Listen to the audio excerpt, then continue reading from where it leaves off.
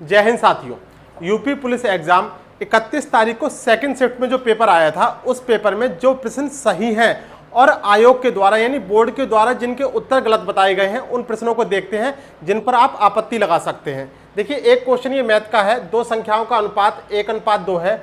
यदि दोनों संख्याओं में 21 जोड़ा जाता है तो अनुपात 5:7 हो जाता है। तो इन संख्याओं को ज्ञात कीजिए। देखिए, आपत्ति लगाने के लिए आपको वैलिड ठोस सबूत होना चाहिए। अब ये क्वेश्चन आपको कहीं किसी बुक से तो मिलेगा नहीं। आपको करना क्या है वो मैं तरीका आपको बाद में बताऊंगा, लेकिन पहले इसका देखते हैं कि इसका सही आंसर क्या होगा। देखिए, बोर्ड ने जो इसका आंसर माना है वो 7 और 14 माना है संख्या, लेकिन होगा क्या। देखिए, संख्याएं कितनी हैं, 1:2 के अनुपात में है। तो 1:2 के अनुपात में संख्या है, तो हमने इनको क्या संख्या मान ली, x और 2x मान लिया। अभी कह रहे हैं कि इन संख्याओं में प्रत्येक में क्या क्या जोड़ लिए जाए, 21 जोड़ा जाता है। अगर हमने इसमें 21 जोड़ लिया ऊपर भी और नीचे, क्योंकि प्रत्येक संख्या में 21 जोड़ने की बात कर रहा है, तो जो अनुपात है वो कितना हो जाता है, 5:7 हो जाता है। अब यहाँ पर तिरछी गुणा कर देंगे। तिरछी गुणा करने का तो x का मान निकल के आएगा, कितना हो जाएगा, 7x प्लस 21 7 7 7 7 दूनी 14, और यहाँ से कितना आ जाएगा, 5 दूनी 10x और 21 पंजे 105। अब ये x वाली वैल्यू इधर आएगी तो माइनस के 3x हो जाएंगे, और ये वाली वैल्यू जब इधर जाएगी तो माइनस के 42 रह जाएंगे। माइनस से माइनस गया, 3 से 42 कट गया, कितना आ गया, 14।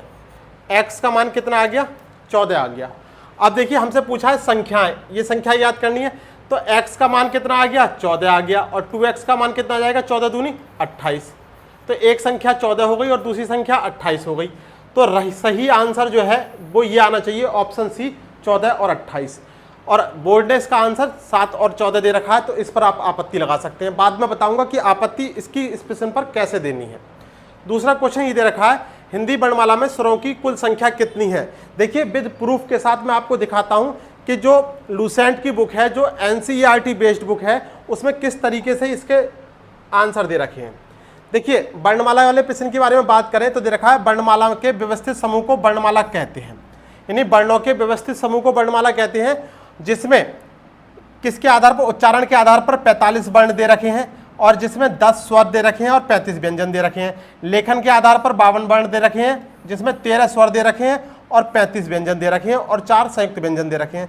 और देखिए, लास्ट में देखिए स्वर अ आ इ ई उ ऊ ऋण ए औ औ और आह और अंग, ये दे रखे हैं। अगर आप इनको काउंट करें तो देखिए, 1 2 3 4 5 6 7 8 9 10 11 12 और 13।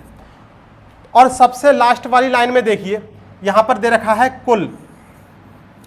यानी स्वरों की अगर बात, स्वरों के बारे में बात करें तो कुल स्वर कितने होते हैं, वो कितने हो दे रखे हैं, यहां पर 13 दे रखे हैं। तो टोटल स्वरों की संख्या कितनी होती है, 13 होती है। अब देखिए, प्रश्न आपका क्या पूछा गया है, वर्णमाला में स्वरों की कुल संख्या कितनी है, कुल। तो आंसर तो इसका आना चाहिए हमारे अकॉर्डिंग, और NCERT बेस्ड के अकॉर्डिंग जो है वो 13।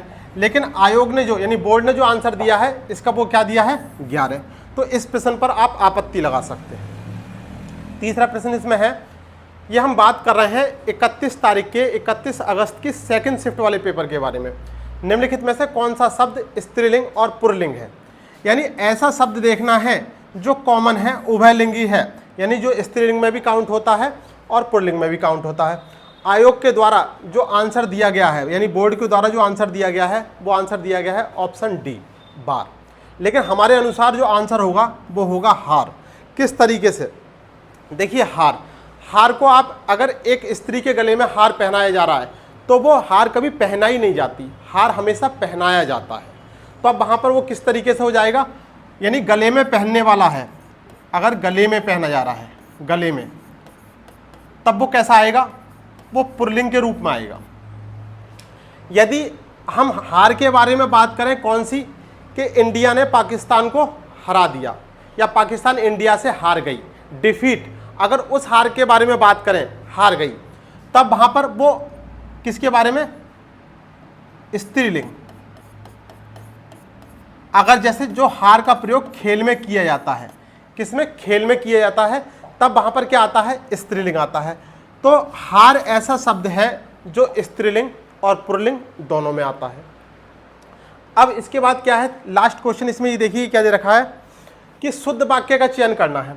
यह मेरा पुस्तक है, श्री कृष्ण के अनेकों नाम हैं, बंदूक एक उपयोगी शस्त्र है, और चौथा ऑप्शन है बाघ और बकरी एक घाट पर पानी पीती है।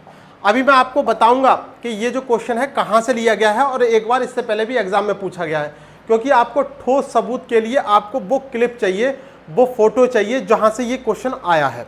मैथ के बारे में बात नहीं कर रहे हैं, मैथ के बारे में भी अभी लास्ट में आपको मैं बताऊंगा। अब देखिए, अगर यहाँ पर हम देखें यह मेरा पुस्तक है, जबकि रियलिटी में क्या होना चाहिए था कि यह मेरी पुस्तक है।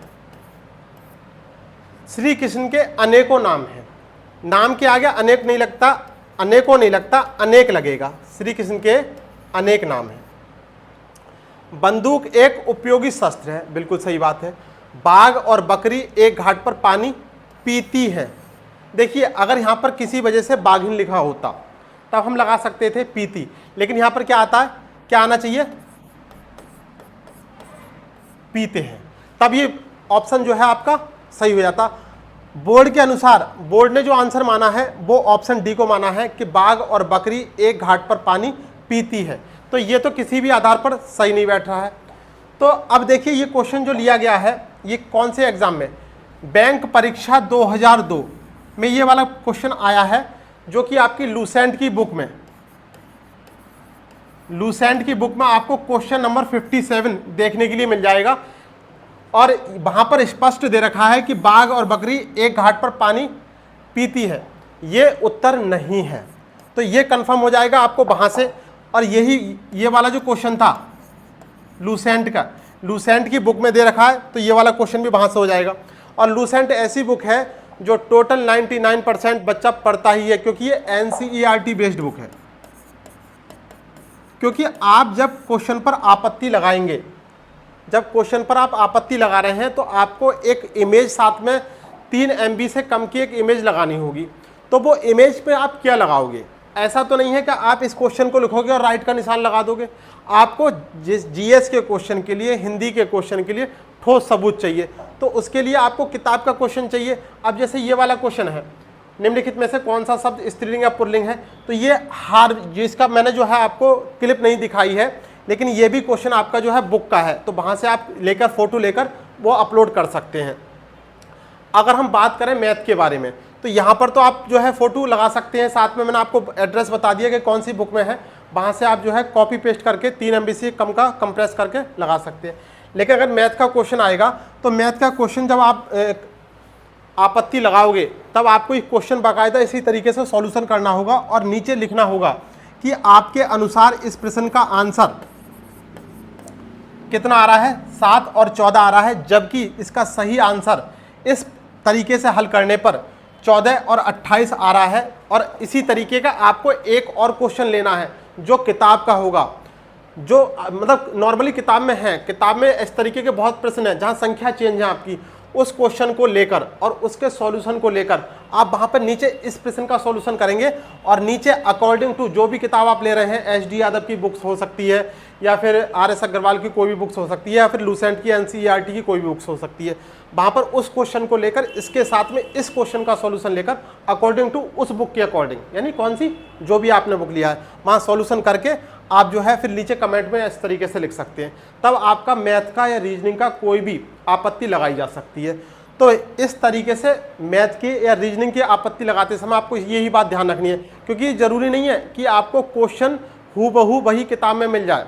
हिंदी का क्वेश्चन या GS का क्वेश्चन आपको किताब में मिल जाएगा, लेकिन मैथ का और रीजनिंग का क्वेश्चन जरूरी नहीं है किताब में मिले, लेकिन आपको उसके जैसा क्वेश्चन लेकर उसके फ़ोटो के साथ, उसके क्लिप के साथ, जो क्वेश्चन आपका एग्ज़ाम में आया है उसका सॉल्यूशन करते हुए आप उसके अकॉर्डिंग उसको फ़ोटो को 3 MB से कम में लगा सकते हैं।